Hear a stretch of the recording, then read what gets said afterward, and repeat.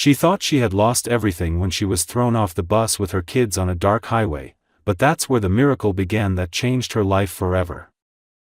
The driver's shout was sharp and merciless, his voice echoing over the rumble of the engine as the doors hissed open. "Out!" he barked, as if Sarah Miller and her children were nothing more than an inconvenience delaying his route. She had no time to plead or explain further. The heavy doors clanged shut, and the bus roared away, its red taillights shrinking until they blurred into the winter fog. For a long moment, Sarah stood still on the edge of the frozen highway, clutching the hands of her daughters as if they might slip away too. The cold air bit into her lungs, raw and punishing, and the cruel reality settled in: they were stranded. The twins, Lily and Lucy, pressed themselves against her coat, their tiny bodies shivering in unison. At just 2 years old, they understood only enough to sense fear. Sarah bent down and tried to smile, smoothing their brown curls with trembling fingers. She whispered that everything would be all right, but the lie trembled in her own voice. Her pocket was empty, her wallet useless now that her ex-husband had frozen every card. She had scraped together what little cash she had for the bus tickets, believing it would be enough to get them to the city where she could start fresh. But the driver demanded more, muttering about extra seats and no free rides for kids, and when Sarah confessed she had nothing left, he gave her a look so dismissive it burned worse than the cold. Then, without hesitation, he put her and her children out in the middle of nowhere. The road stretched endlessly in both directions, silent except for the occasional gust that whipped through the barren trees. Cars sped past, headlights flashing briefly before disappearing, and not one of them slowed. Sarah pulled the girls closer, feeling the sting of her own helplessness. She had promised herself she would never let Mark, her ex, see her defeated again, but here she was, standing like a shadow on the side of the highway, wondering if she had made a terrible mistake in running at all. Her breath came in visible clouds as she tried to think of options. There were none. No shelter in sight, no town within walking distance that she could see. The girls were whimpering now, their teeth chattering as they buried their faces against her. She lifted them one after the other, trying to shield them with her body heat, though her arms were already aching from carrying the bags she had brought. Those bags now sat uselessly at her feet, their contents barely enough for survival, let alone comfort. Just when she thought the weight of despair might crush her, a glow appeared in the distance. Headlights, brighter and steadier than the ones that had sped past before, grew larger as the sound of an engine approached. The vehicle slowed, its tires crunching over the icy gravel. A sleek black SUV came to a stop a few feet ahead, and for a moment Sarah's pulse spiked with panic. She held her breath, unsure whether to trust whoever sat behind the wheel. The driver's side door opened, and a tall man stepped out, his breath clouding in the frigid air. Blonde hair caught the faint glow of the headlights, and his blue eyes, sharp and startling, fixed on her with immediate concern. His long coat swung as he walked toward her, his shoes crunching against the frozen ground. Sarah instinctively pulled the girls tighter, her body rigid with caution. "You're freezing out here," he said, his voice steady but not commanding, more like a hand extended in calm assurance. He pulled off his gloves and held them out to her. "Please, take these." Sarah hesitated, her pride and fear wrestling inside her. Strangers had not been kind to her lately, and she had learned that trust was dangerous. Yet she saw the way his gaze softened when it fell on the twins, how his posture bent slightly as though he were trying not to frighten them. She slipped the gloves over her numb hands, whispering a quiet thank you, almost afraid that speaking too loudly might break the fragile safety of this moment. "My name is Ethan Blackwood," he continued. "It isn't safe here, not in this cold, not on the road. Let me take you somewhere warm." For a heartbeat, Sarah said nothing, torn between instinct and desperation. But as the girls clung tighter, their small bodies trembling against her, she realized the cold was deciding for her. Whatever risks lay ahead, they could not be worse than staying stranded on that highway with the night closing in. She gave the faintest nod. Ethan's expression softened further, and with one practiced motion, he gathered up the heavier of her bags, leaving her free to carry her daughters. The SUV's doors opened, spilling a wave of warm air that smelled faintly of leather and coffee. Sarah lifted Lily and Lucy into the back seat, where they instantly burrowed into the seats as if they were clouds. She climbed in after them, the warmth wrapping around her like a fragile promise. As the car eased back onto the road, Sarah looked out at the shrinking patch of pavement where her nightmare had begun, and for the first time in days, she allowed herself to breathe. The future was still unknown, still dangerous, but something had shifted. She was no longer alone on that endless highway. Inside the SUV the world felt entirely different, as though Sarah and her daughters had been lifted out of one reality and dropped into another. The air was warm, humming gently with the quiet rhythm of the engine, and the smell of leather mixed with the faint trace of roasted coffee. The twins immediately sank into the back seat, their little bodies relaxing as though they had stumbled into a hidden sanctuary. Lily closed her eyes almost instantly, the rise and fall of her chest slowing as sleep claimed her, while Lucy sat upright, wide-eyed, her tiny hands reaching curiously toward the glowing dashboard lights. Every button, every dial fascinated her, as if she had stepped into a magical machine. Ethan glanced back through the rearview mirror, his gaze softening when he saw the children. "There's a gas station not far from here," he said, his tone even and reassuring, as though speaking to someone he had known for years. "We'll stop there for a bit. Hot chocolate, something warm for the girls, maybe a chance for all of you to catch your breath." His words landed gently, without pressure, and yet there was a calm authority in them, the kind that made Sarah feel she could let go of control just for a moment. She sat rigid at first, her arms folded across her chest, uncertain whether it was wise to relax. The adrenaline of the last hour still ran sharp through her veins, and her instincts screamed caution. But the heat from the car seeped into her bones, thawing the ache in her fingers and the stiffness in her joints. For the first time that night, she felt her body begin to unclench. The girls, sensing her shift, melted further into the seats, safe in the cocoon of warmth. When the SUV pulled into the bright glow of the gas station, Sarah blinked against the sudden flood of light. The parking lot was nearly empty, just a few trucks idling on the far side. Ethan killed the engine and turned to her. "Stay here with them.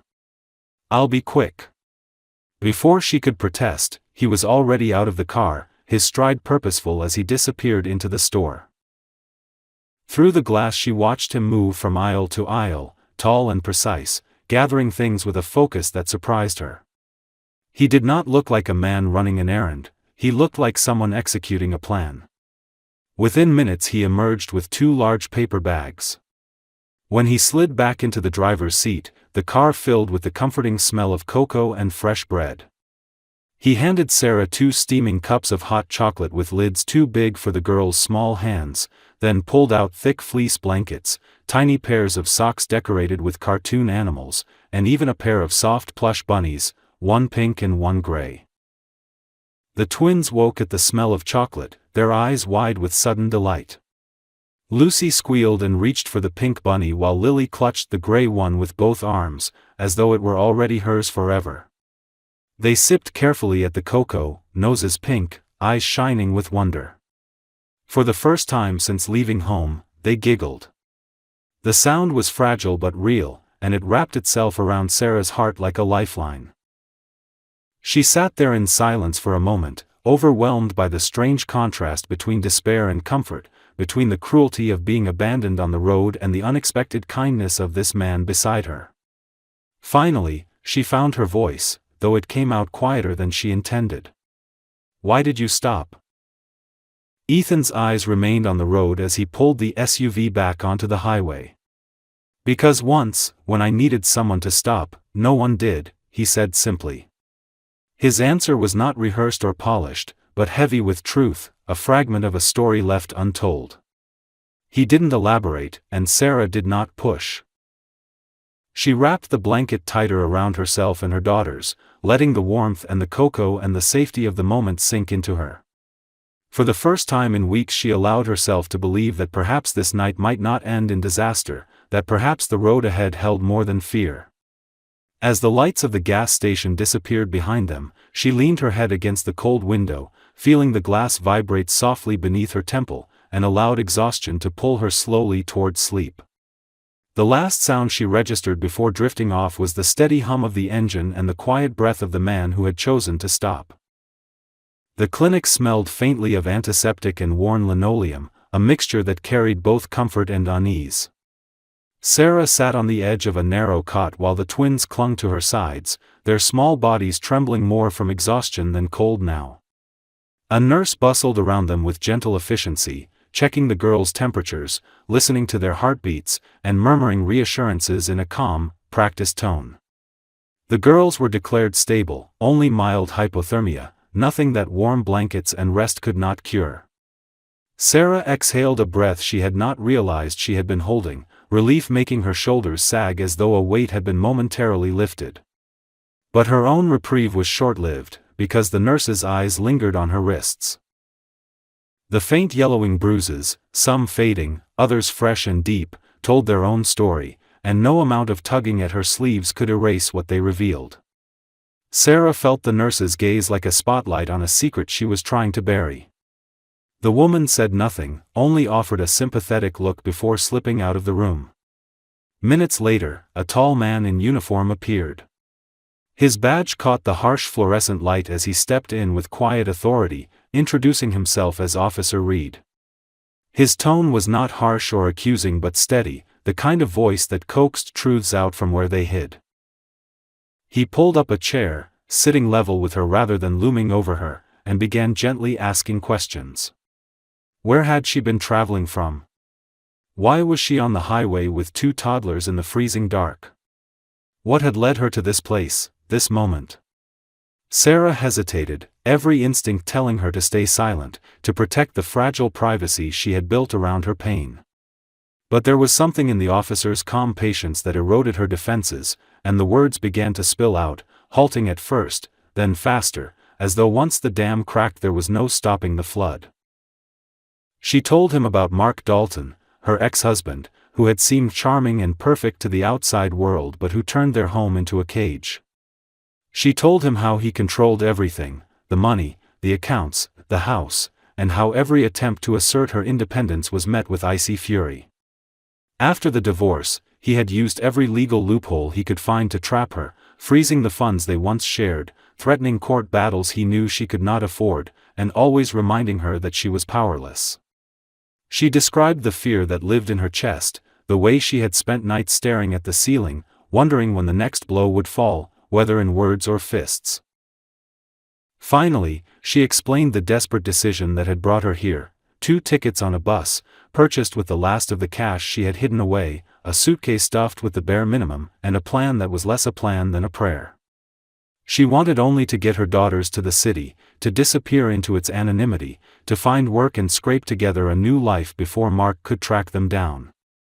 The words caught in her throat as she described how the bus driver had demanded more money, how her empty pockets had betrayed her, and how he had thrown them out as if they were baggage, not people. Officer Reed listened without interruption, his pen moving across the pad in his hand, but his eyes never leaving her face. When she faltered, when the shame of speaking her truth threatened to silence her, he gave a slight nod, urging her to continue. By the time she finished, Sarah felt both lighter and more exposed, as though she had peeled away the last layer of armor she possessed. When the officer left to file his report, the room was quiet again except for the sound of the girl's soft breathing. Sarah lowered her face into her hands, the weight of her situation pressing down harder now that it was spoken aloud. She expected silence, perhaps even judgment, but instead she heard Ethan's voice from across the room. "This is not your fault," he said, the words clear and steady. He had been leaning against the wall, giving her space as she spoke, but now he stepped closer, his expression unreadable yet firm. "The bus driver will answer for what he did, and so will your ex. You won't face this alone." Sarah lifted her head, her eyes narrowing slightly as her instinctive defenses rose again. "I don't need charity," she said quickly, her voice sharp with pride and the fear of being pitted. Ethan did not flinch at her tone. Instead, he leaned forward, his gaze steady, his words deliberate. And I'm not offering it. What I'm offering is safety. 48 hours. Nothing more, unless you want it. 2 days where you don't have to run, don't have to wonder where your children will sleep, don't have to fight every second just to survive. After that, you decide what comes next. No strings. The finality of his statement struck her.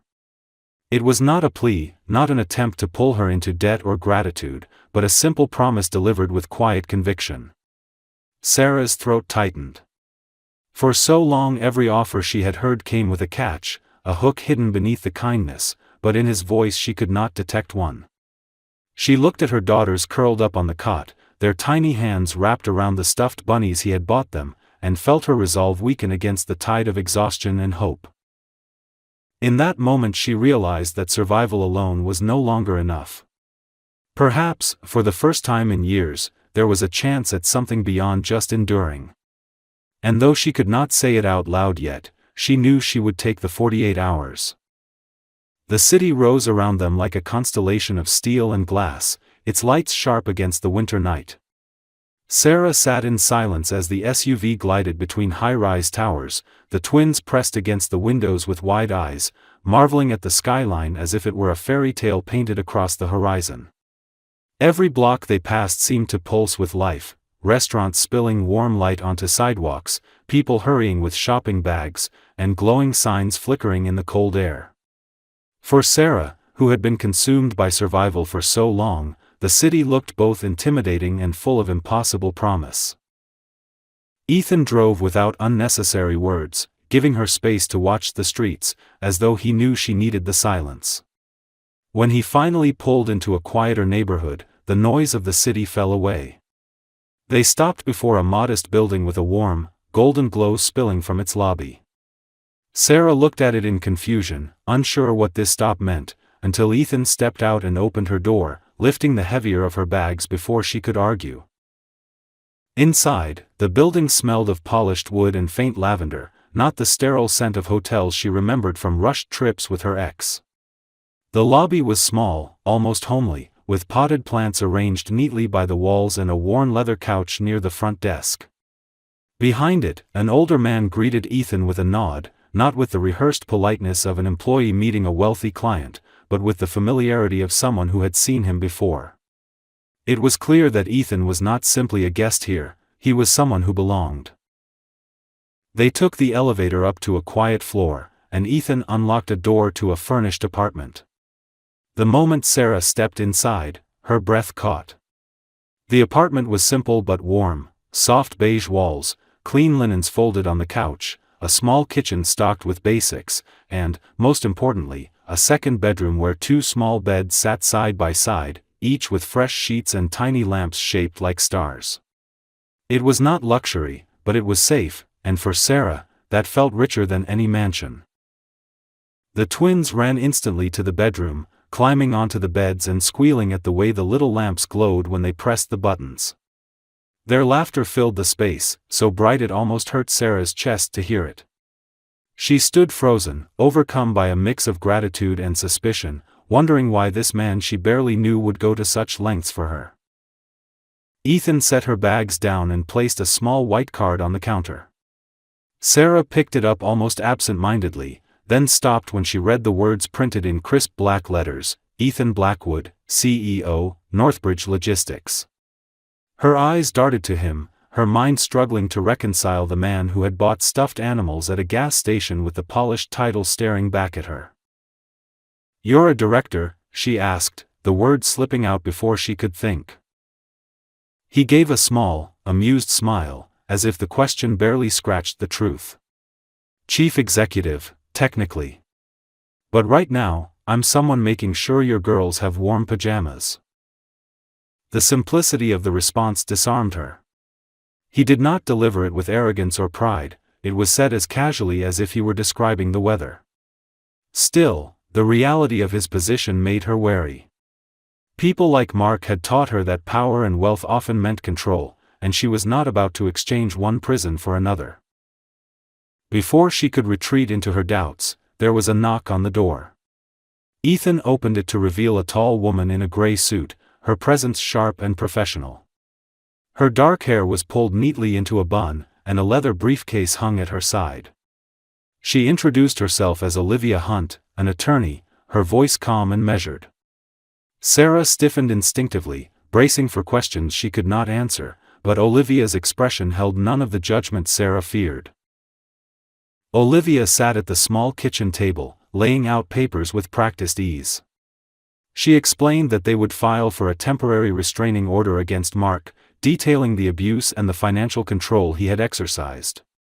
She spoke with quiet confidence about gathering camera footage from the highway to prove the bus incident, and she assured Sarah that she would not be standing alone in front of a judge.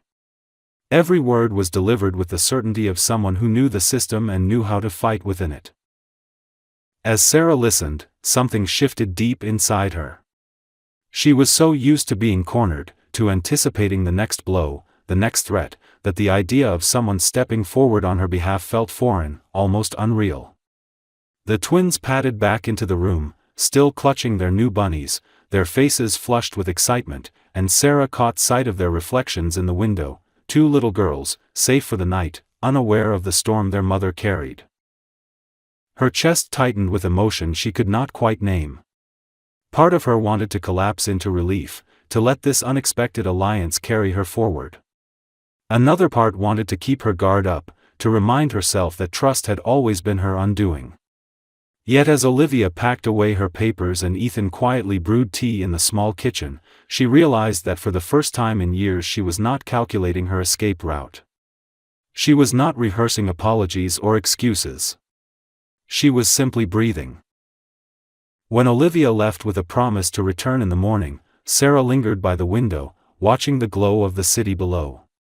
Ethan handed her a cup of tea, his movements unhurried, as if he understood that her world was still balancing on a fragile edge. "This isn't permanent," he said softly. "It's just a place to start. You decide what comes next."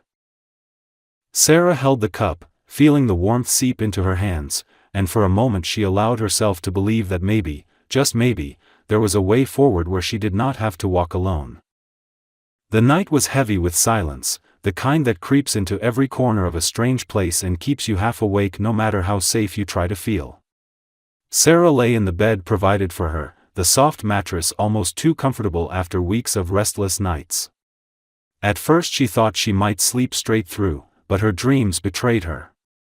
She jolted awake to the sound of imaginary bus doors slamming shut, the echo of the driver's cruel voice in her ears, and the vision of red taillights vanishing into the distance. Her chest tightened as though she were back on the frozen roadside again, stranded and powerless, the twins crying at her knees.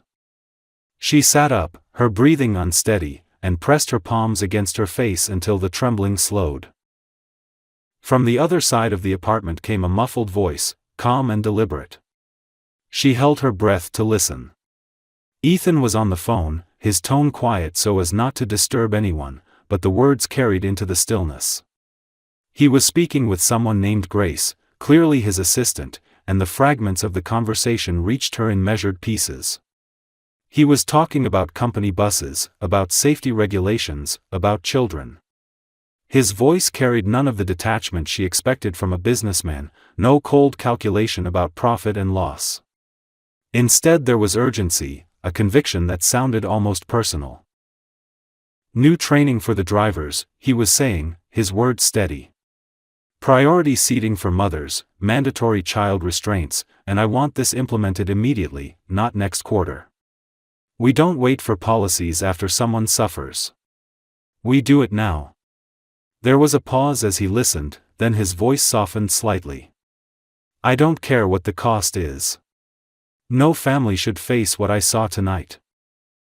Sarah pulled her knees to her chest and stared into the dark, the weight of his words pressing against her doubts. This was not charity. This was not a man handing out scraps of his wealth to soothe his conscience.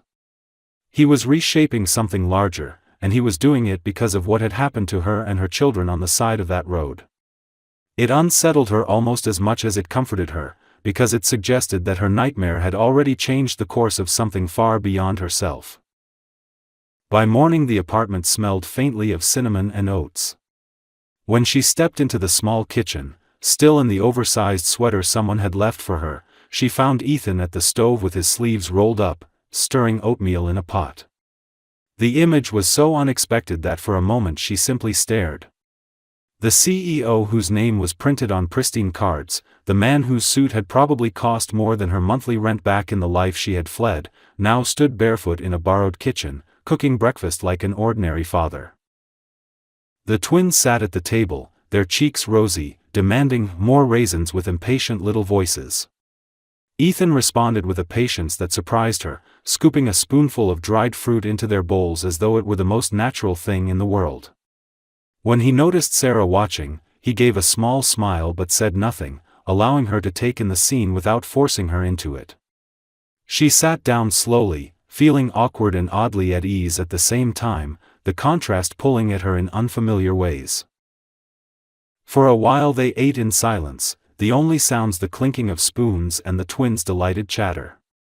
Finally Sarah looked up, her curiosity pressing past the walls she kept so carefully built. "Last night," she began, her voice hesitant, "you said no one stopped for you once. What did you mean?" Ethan put his spoon down and leaned back in his chair. His expression grew distant, as though he were reaching for something buried deep in his memory. "I was 9 years old," he said after a long pause. "My mom worked 2 jobs, sometimes 3. One night she was late picking me up from school. I waited at the bus stop, soaked through in the rain, clutching a backpack that weighed more than I did. The bus pulled up, but when the driver saw I didn't have the exact fare, he shut the doors and drove off." He looked at her then, his eyes steady. It was a small thing to him. Just a boy who could catch the next one. But to me, it felt like the world didn't care if I was left behind. That feeling never really left. Sarah listened intently, her fingers tightening around the warm ceramic of her mug. His story was not hers, yet the emotion in it mirrored something in her own life, the countless times she had been dismissed, ignored, left stranded not on a road but in her marriage, in courtrooms, in every place where she had begged silently for someone to see her. She realized then that his actions the night before had not been random.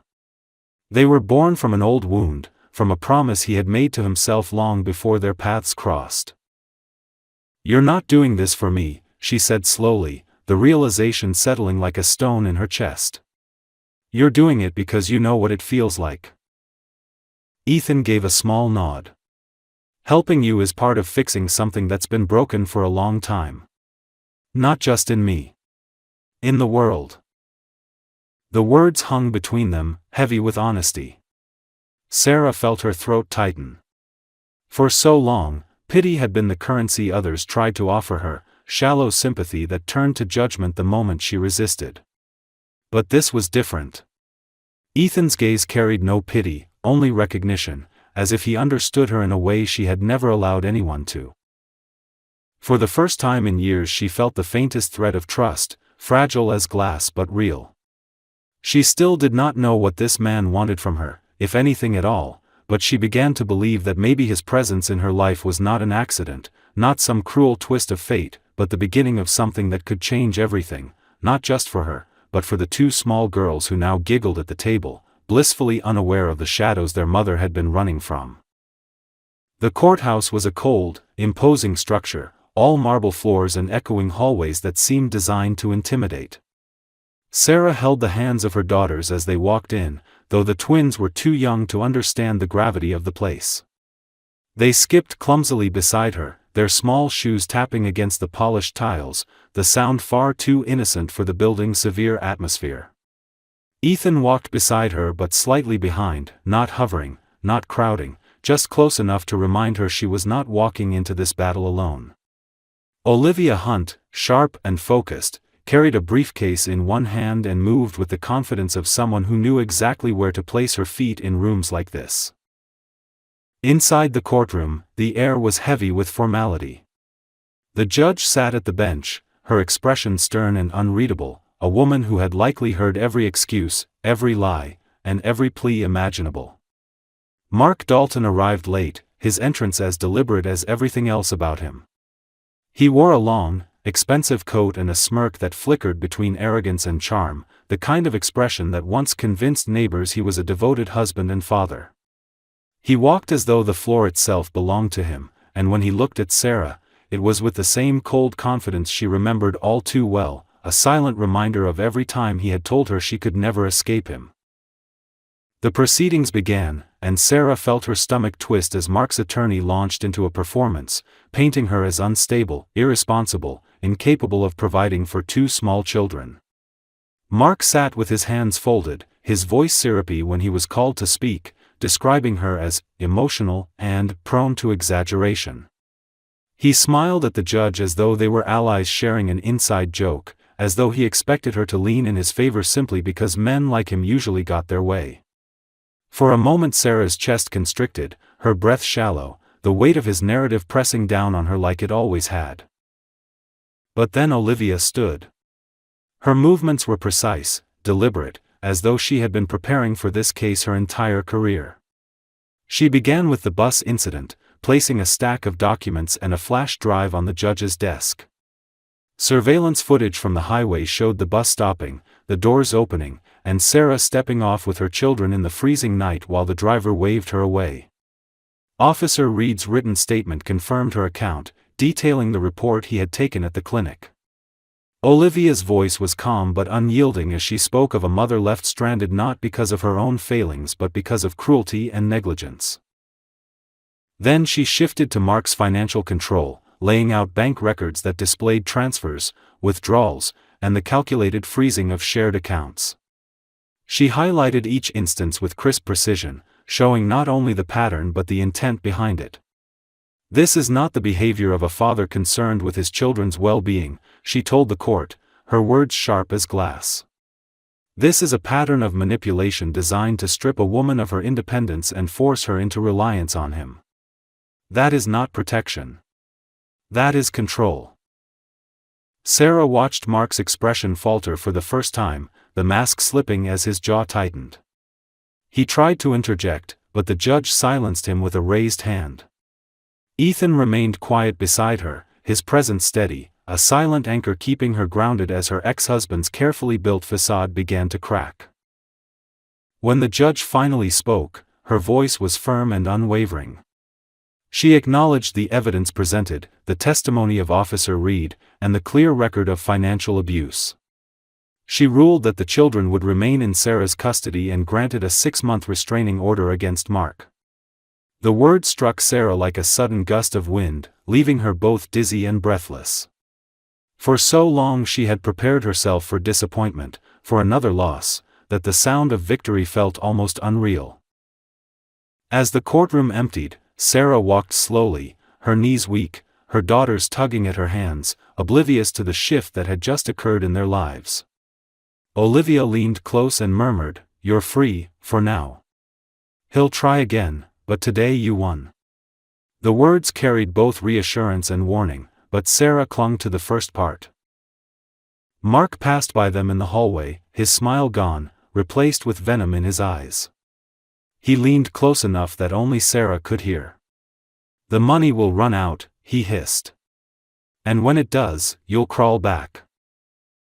Before Sarah could react, Ethan stepped forward. He did not raise his voice, did not move with aggression, but his presence was enough to stop Mark in his tracks. His gaze was cold, steady, and without a trace of fear. "She doesn't have to crawl anywhere," Ethan said evenly. "She has choices now. That's something you'll never control again." Mark glared at him, but the authority in Ethan's tone left no room for argument. He turned sharply and strode down the hall, his footsteps echoing with the hollow sound of defeat. Sarah stood there, her heart pounding, her body still trembling from the confrontation. She looked down at her daughters, who were tugging at their bunnies and laughing at something only they understood, and for the first time in years she felt the fragile stirrings of hope that maybe the world could tilt in her favor. She turned to Ethan, her voice quiet but steady. I still don't know why you're doing this, she admitted. Ethan's expression softened slightly, though his posture remained strong. Because someone should have stood up for you long before now, he said. And because no child should watch their mother fight battles alone. Sarah swallowed hard, unable to answer, but in her silence there was a recognition she could not ignore. She was not healed, not safe forever, not free of the man who had haunted her for so long. But she was no longer completely powerless, and that changed everything. The days that followed the court hearing passed in a blur of exhaustion and fragile relief. Sarah spent much of her time simply watching her daughters play, marveling at how quickly children could find laughter again even when the adults around them were carrying the weight of battles. For the first time in months, she allowed herself to breathe without the constant fear that Mark might walk through the door. Still, in the quiet moments, doubt crept in. She wondered how long this reprieve would last, whether she could truly build something new from the ashes of the life she had fled. She told herself not to rely on Ethan, not to let gratitude blur into dependency, but every time she saw him with the girls, patient, kind, and unhurried, her defenses weakened a little more. One crisp October afternoon, Ethan suggested a drive. He offered no details, only a vague smile and the assurance that it would not take long. Sarah hesitated at first, uneasy with surprises, but the girls squealed at the mention of an outing, their little hands clutching their bunnies as if the plush toys could come too. Eventually she agreed, settling into the passenger seat while the city unfolded outside the window. The farther they drove, the quieter the streets became, until the tall buildings gave way to tree-lined roads where orange leaves scattered across the pavement and pumpkins decorated porches in preparation for Halloween. When the car slowed, Sarah felt a strange flutter in her chest. They pulled up to a small house with a pale blue front door and a white porch that looked freshly painted. The lawn was neatly kept, and the path leading to the entrance was lined with lanterns, each one glowing faintly in the afternoon light. The house was modest compared to the skyscrapers they had left behind, but it radiated warmth in a way that made Sarah's throat tighten. There was a sign planted in the yard that read Bridge Lighthouse number 1000. She stared at it, not understanding, until Ethan stepped beside her and explained. 10 years ago I started the Bridge Light Fund, he said, his voice quiet, almost reverent. We buy or build homes for families who are trying to escape abuse, poverty, or anything that keeps them trapped. This one marks our 1000th house. And it's meant for you and the girls. For a moment Sarah thought she had misheard him. She shook her head, laughing in disbelief, though her laughter broke in the middle, sounding more like a sob. That's impossible.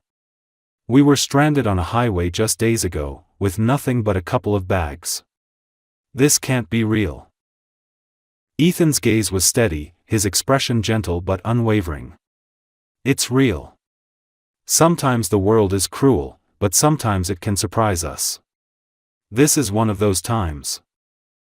The twins, oblivious to the weight of his words, were already toddling up the path, their little voices chiming with excitement as they tugged at the door. Sarah followed, her steps unsteady, her mind still trying to reconcile the idea of safety being handed to her after so much struggle. When she opened the blue door, the smell of fresh paint and new wood filled her senses. The living room was cozy, with sunlight streaming through wide windows, a rug spread across polished floors, and a couch that looked untouched. In the kitchen, she saw counters that gleamed, cupboards already stocked with basics, and even a small magnet on the refrigerator that read "Today will be better than yesterday." She moved down the hallway, her heart pounding, until she reached a room with 2 small beds side by side. Each was dressed in soft quilts, one pink, one pale yellow, with shelves above them lined with children's books and painted dolphins. There were even small lamps shaped like stars, echoing the ones in the apartment where they had first found rest. The sight broke her. Tears filled her eyes, spilling over before she could stop them. For years she had fought to give her daughters even the smallest scraps of security, and now here was an entire house built for them, waiting like a promise she never thought she could keep. Behind her, Ethan's voice was quiet. The house will be put in a trust under your name. That way it's protected. Mark can't touch it. No one can take it away from you." He paused, then added with equal calm, "And if you want, there's a position open at Northbridge. Operations coordination. It isn't charity. I've seen how you plan, how you think. You got your girls across miles with no money and no safety net. That's logistics. That's strategy. Skills like that are worth more than you realize." Sarah turned to face him, her cheeks wet, her hands pressed against the doorframe as though she needed something to hold her upright. "This feels like a shock," she whispered, her voice raw. "Not the kind that destroys, but the kind you can't process because it feels too good to be true." Ethan gave a faint smile, one that didn't reach for her gratitude but instead acknowledged the truth of what she felt. "It's supposed to be," he said. "Sometimes the best kind of shock is the one that reminds us the world can be kind, even after everything we've seen." The girls were already bouncing on their new beds, their laughter echoing through the room, their little hands clutching the soft quilts as though they had discovered treasure. Sarah leaned against the wall, her chest heaving with silent sobs that carried both grief and relief. The past had carved deep wounds into her, and the scars would not vanish overnight. But standing there, in a house with a blue door and the sound of her daughter's laughter filling the air, she realized that for the first time in years, she was not standing at the edge of survival. She was standing at the threshold of a future. The year that followed felt to Sarah like learning to breathe again after holding her lungs empty for far too long. The blue house became more than walls and a roof, it became a heartbeat, a sanctuary, a place where mornings began not with fear but with the clatter of cereal bowls and the sound of Lily and Lucy's laughter spilling down the hallway. The girls grew fast, their curls a little longer, their words tumbling over each other in the rush of discovery, and their days filled with drawings of bunnies and chalk pictures across the porch. The once timid children who had clung to her in fear now ran confidently through the yard, their voices carrying into the street like bells. Every time Sarah saw them race barefoot across the grass she felt a pang in her chest, a mixture of joy for what they had now and grief for everything they had been denied before. Her own life changed as steadily as the turning seasons. She began at Northbridge tentatively, taking the position Ethan had mentioned in logistics operations. At first she doubted herself, expecting each day to prove she was unqualified, but instead she discovered that the skills she had honed while surviving under pressure translated into strengths others recognized immediately. She organized routes with precision, anticipated obstacles others overlooked, and coordinated teams with a determination that earned respect. People stopped seeing her as fragile or broken, they saw her as capable, someone who turned chaos into order. The first time she presented a proposal in a meeting and her colleagues nodded in agreement rather than questioning her, she nearly wept in the restroom afterward, stunned by the unfamiliar sensation of being valued. Ethan remained close but never overbearing. He did not dictate her choices, did not press her into gratitude, and did not attempt to mold her into something she was not. Instead he supported quietly, whether by picking up the twins when she had late hours, by leaving books he thought she might enjoy on her porch, or by simply sitting with her on evenings when the past crept back and silence was easier than words. She noticed how he treated everyone around him the same way, with an attention that was neither performative nor fleeting. His wealth, his power, his influence, they were not shields or weapons for him but tools he used as naturally as breathing, as if it had always been obvious that money should serve people, not the other way around. Mark tried to claw his way back into her life through the courts, filing motions, sending letters through lawyers, but each time he was met with resistance. Olivia had become more than just her attorney, she became a fierce ally who anticipated every move, blocking each attempt with unshakable confidence. The restraining order held, and while Sarah knew the threat of him would never vanish completely, she felt no longer cornered. The fear had not disappeared, but it no longer defined her days. Each victory in court was not only a legal triumph but another brick in the wall that kept her daughters safe. As the months passed, Sarah found herself changing in ways she hadn't expected. She laughed more often, not the nervous laugh that used to cover discomfort, but genuine, unguarded laughter that spilled out of her without apology. She began to trust her own judgment again, making decisions without the weight of someone's disapproval hanging over her. Neighbors started coming by the blue house, some with pies or small gifts, some simply curious about the family that had moved in. When mothers from the community discovered what the Bridge Light program represented, they began arriving at her door to ask for advice, for encouragement, for the reassurance that they too could rebuild. Sarah, who once had nothing but fear to offer, found herself speaking words of strength she had not realized were her own. One evening in late summer, after a long day of work and the twins tucked into bed, Sarah stepped onto the porch where Ethan was already sitting. The air smelled of grass and distant rain, and the sky was streaked with the faintest traces of stars. He wore no suit, just an old sweater with the sleeves pushed up, a man at rest rather than a CEO commanding an empire.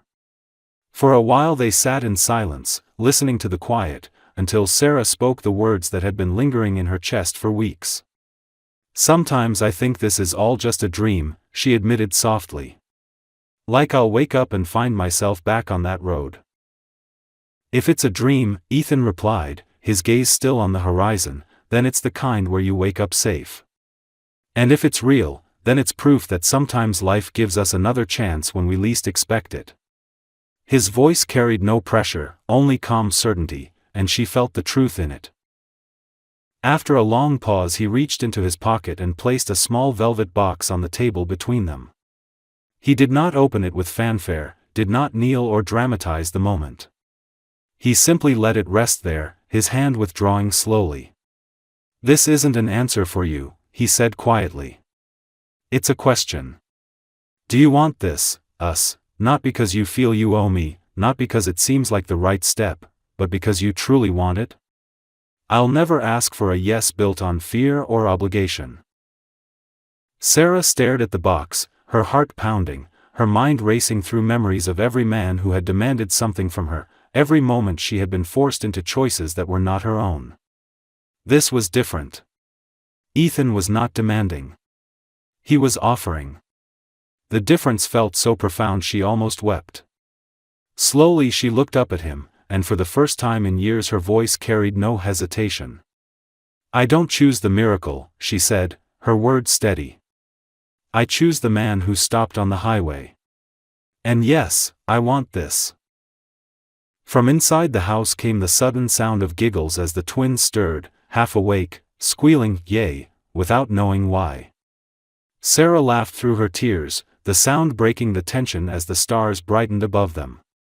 For the first time, she was not standing in survival, not clinging to the edge of despair. She was standing in the middle of a life she had chosen, surrounded by the people who gave it meaning. Sometimes shock is not the kind that destroys but the kind that heals, the kind that shakes a life awake in the best possible way. For Sarah Miller, the shock was knowing that the world could be kind again, that love could be safe, and that her daughters would grow up in a house with a blue door where tomorrow was not a threat but a promise.